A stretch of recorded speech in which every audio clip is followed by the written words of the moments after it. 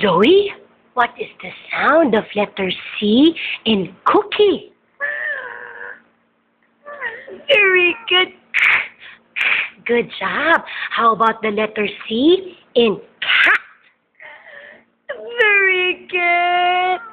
Let's review, okay? What's the sound of letter H in hammer? Good job. Oh, you eat first. Yum, yum. Very good, my baby love. How about the letter P in pillow? Very good. How about the letter B in bucket?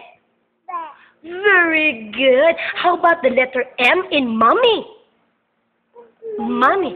Good job. I love you. Say bye-bye.